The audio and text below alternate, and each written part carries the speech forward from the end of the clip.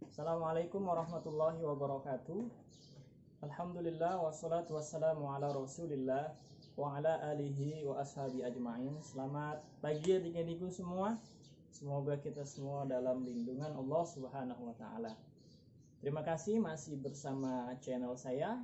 Dan pada kali ini kita akan coba membahas tentang hukum kekekalan momentum.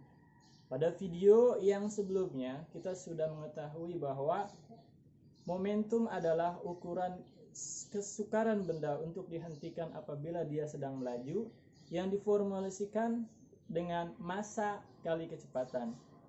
Kita juga telah mengetahui bahwa impuls adalah hasil kali antara gaya kontak dengan selang waktu. Ya. Kita juga telah mengetahui bahwa gaya kontak atau gaya impulsif adalah gaya yang terjadi ketika sebuah benda saling berkontakan dalam selang waktu yang sangat singkat. Ya. Pengetahuan tersebut ditambah dengan pemahaman kita tentang hukum-hukum Newton akan sangat membantu kita dalam memahami penurunan secara formulatif hukum kekekalan momentum. Baik, langsung saja kita akan bahas penurunan hukum kekekalan momentum secara formulatif. Yuk, saya sudah siapkan gambarnya. Ya. Kita akan menganalisis tumbukan antar dua benda. Ya. Dan benda pertama bermassa M1 dan benda kedua bermassa M2. Sebelum tumbukan, kedua benda ini melaju saling berlawanan dengan kecepatan V1 dan kecepatan V2. Maka momentum benda satu adalah sama dengan massa benda satu dikali kelajuan benda satu. Dan momentum benda dua sama dengan massa benda dua dikali kelajuan benda dua. Yang kemarin kita pelajari seperti ini kan. Nah, sekarang kita analisa lagi berdasarkan kondisi setelah terjadinya tumbukan, ya. Ketika kedua benda ini saling bersentuhan atau saling bertumbukan, ya, maka seketika itu pula terjadi yang namanya gaya kontak atau gaya dalam selang waktu yang sangat singkat yang dinamakan dengan gaya impulsif, ya. Masing-masing kedua benda, baik benda satu maupun benda dua, mengalami gaya kontak yang sama dengan besar yang sama, tapi dengan arah yang saling berlawanan, ya. Maksudnya apa? Benda dua, ya, benda dua mengalami gaya sebesar F. Benda satu, mengalami gaya sebesar F1, tapi gayanya dikerjakan oleh benda dua, maka ditulis gaya satu terhadap benda dua. Ya. Begitu juga benda dua, yang ketika berkontakan dia mengalami gaya, namanya gaya benda dua. Tapi yang mengerjakan adalah benda satu, makanya ditulis ya 2 terhadap 1 dan 1 terhadap 2. Nah, kedua gaya ini besarnya sama, hanya saja arahnya yang saling berlawanan. Nah, kedua gaya ini masuk kategori hukum aksi reaksi Newton. Hukum berapa? Hukum ketiga Newton. Oke, kita rumuskan seperti ini ya.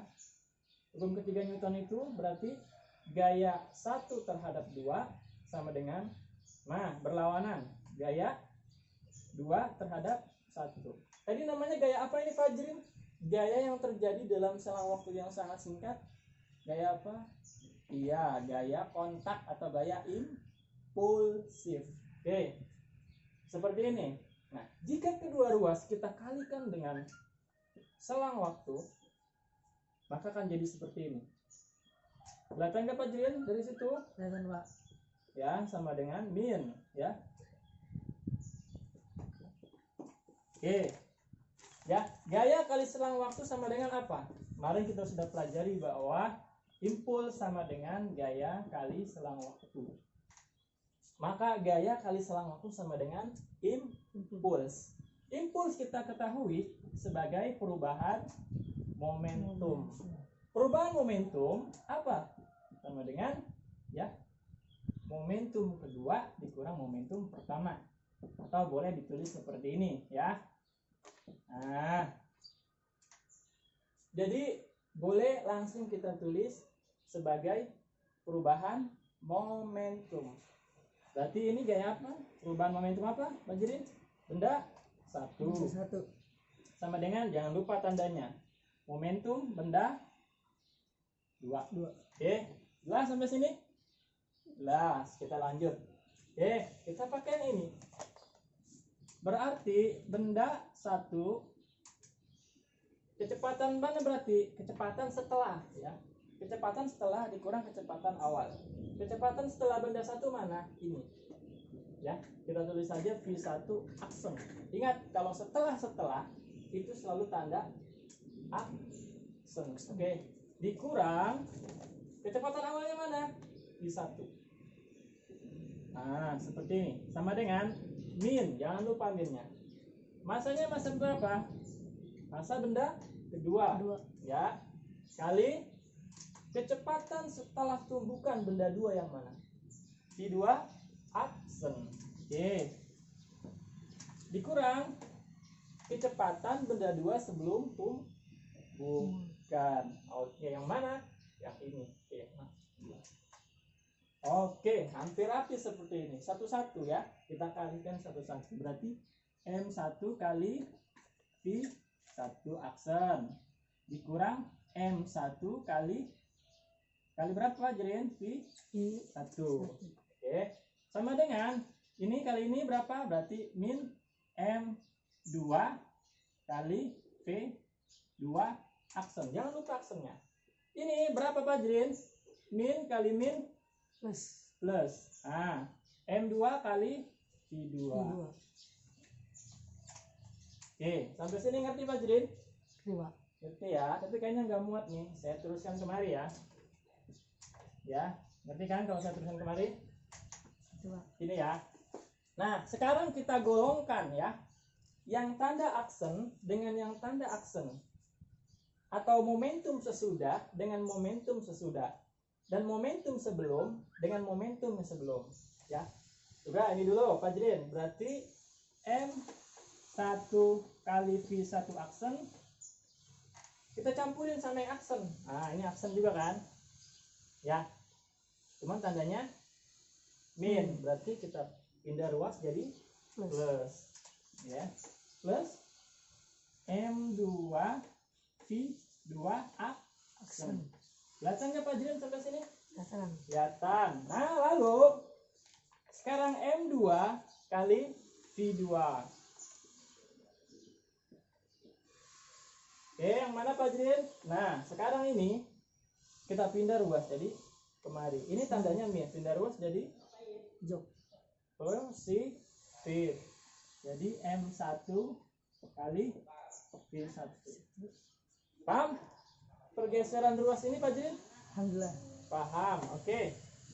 M1 kali V1 sama dengan apa? Momentum 1 setelah tumbukan. Oke, tambah M2 kali V2 aksen sama dengan momentum benda 2 setelah tumbukan. Oh, gitu.